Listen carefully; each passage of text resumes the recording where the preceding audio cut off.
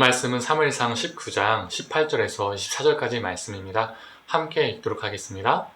다윗이 도피하여 라마로 가서 사무엘에게로 나아가서 사울이 자기에게 행한 일을 다 전하였고 다윗과 사무엘이 나요스로 가서 살았더라.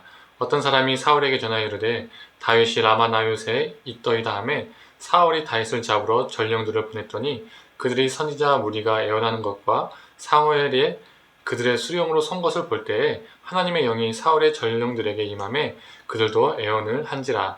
어떤 사람이 그것을 사울에게 알림해 사울이 다른 전령들을 보냈더니 그들도 예언을 했으므로 사울이 세 번째 다시 전령들을 보냈더니 그들도 예언을 한지라.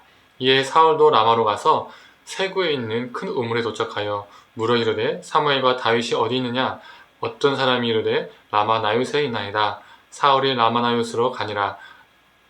하나님의 영이 그에게 임하시니 그가 라마 나요스에 이르기까지 걸어가며 예언을 하였으며 그가 또 그의 옷을 벗고 사무엘 앞에서 예언을 하며 하루 밤낮을 벗은 몸으로 누웠더라. 그러므로 속담에 이르기를 사울도 선지자 중에 있느냐 하니라. 아멘. 아침 묵상을 들으시는 모든 성도님들에게 하나님의 은혜가 있기를 간절히 소망합니다. 미갈의 도움을 받아서 다윗은 죽음을 피할 수가 있었습니다. 다윗은 이번에는 사무엘에 있는 라마로 향합니다. 라마는 이 사무엘의 고향이었습니다. 사무엘은 자신의 고향에서 예언자 수련생들을 가르치고 훈련시키고 있었던 것 같습니다. 그 당시 다윗의 상황에서는 사무엘은 다윗이 믿을 만한 사람 중에 한 명이었죠. 사무엘은 하나님의 예언자였고 자신에게 기름을 부었던 사람이었기 때문입니다. 그런데 다윗이 사무엘과 함께 있다는 소식이 사울의 귀에 들리게 됩니다. 이에 사울은 자신의 부하들을 라마로 보냅니다. 다윗을 제거하기 위함이었죠. 그런데 하나님의 영에 의해서 그 부하들이 갑자기 예언을 하기 시작했습니다. 그들이 그곳에 간 목적은 다윗을 제거하기 위해서인데 이 제거는커녕 지금 예언을 하고 있는 것이죠. 그들은 더 이상 그 사울의 명령을 이행할 수가 없었습니다. 즉 다윗을 제거할 수가 없었던 것이죠. 그럼에도 사울은 포기하지 않았습니다.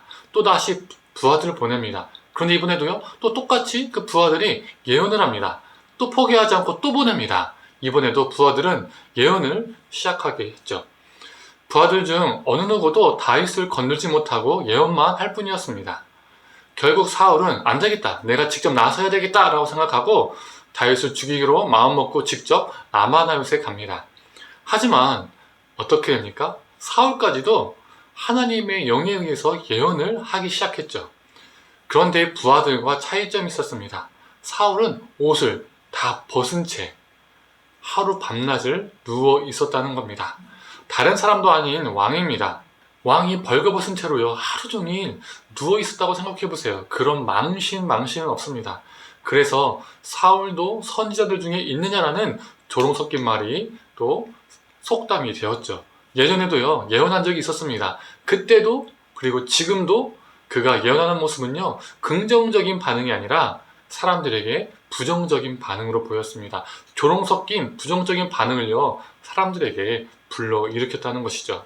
이 사건을 통해서 사울은 영광에서 점점점 멀어져 더욱더 조롱과 비웃의 대상이 되어가고 있음을 알 수가 있습니다. 다윗에게 수치를 주려 했으나 오히려 자신이 수치를 경험하게 된 것이죠. 반면 이 사건은 하나님께서 다윗을 보호해 주시고 그의 피난처가 되고 계심을 말해주고 있습니다. 사울이 한 번도 아니고 세 번이나 부하를 보냈지만 죽지 않는 다윗, 왕까지 죽이러 갔으나 죽지 않는 다윗, 그가 살아있던 것은, 그가 해를 당하지 않았던 것은 다른 이유가 아니라 하나님이 그와 함께 하시고 그의 피난처가 되어주셨기 때문에 가능했었습니다. 시편 40편은요 다윗의 시인데요 13절, 14절, 17절에는요 이런 고백이 있습니다. 제가 읽어보겠습니다. 여호와여 은총을 베푸사 나를 구원하소서. 여호와여 속히 나를 도우소서. 내 생명을 찾아 멸하려 하는 자는 다 수치와 낭패를 당하게 하시며 나의 해를 기뻐하는 자는 다 물러가 욕을 당하게 하소서. 나는 가난하고 궁핍하오나 주께서는 나를 생각하시오니 주는 나의 도움이시여 나를 건지시는 이시라. 나의 하나님이여 지체하지 마소서. 이 시편 40편이 정확히 다윗의 어떠한 상황 속에서 쓰여진지는 모르지만 오늘 본문과 같은 상황 속에서 쓰여지지 않았을까요? 우리도 마찬가지입니다. 우리도 다윗처럼요, 어려움을 만나고 위기를 만납니다. 사람의 힘으로 감당하기 힘든 상황에 놓이기도 합니다. 수치를 당할 것 같은 상황에 놓이는 것이죠. 그때 우리가 의지할 것은 우리의 피난처 되시는 우리 하나님밖에 없습니다. 우리의 도움 되시고 우리를 건져내 주시는 주님밖에 없습니다. 다윗은 하나님께서 사울의 부하들이나 사울이 예언하는 방식으로 자신을 살려주실지는 몰랐습니다. 자, 그런데 하나님께서 어떻게 그 다윗을 도우십니까? 자신의 생각을 넘어서서, 자신이 생각하는 그 모든 방법을 넘어서서 하나님은 다윗 가운데 역사하셨고 그를 구하셨습니다. 여전히 우리 하나님은 우리의 이성과 계획을 넘어서 역사하십니다.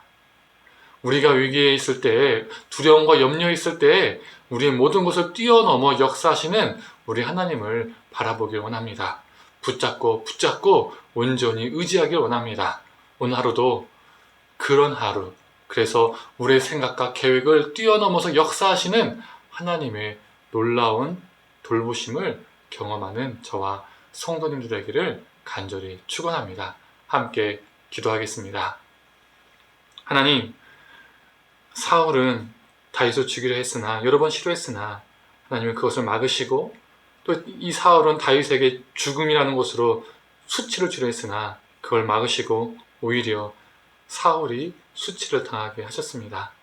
그리고 다윗은 하나님께서 구하시고 또 그의 피난처가 되어주시고 그를 돌봐주셨습니다. 하나님, 우리도 인생을 살다 보면 수치를 당할 것만 같고 막막하고 두렵고 힘들 때가 있습니다.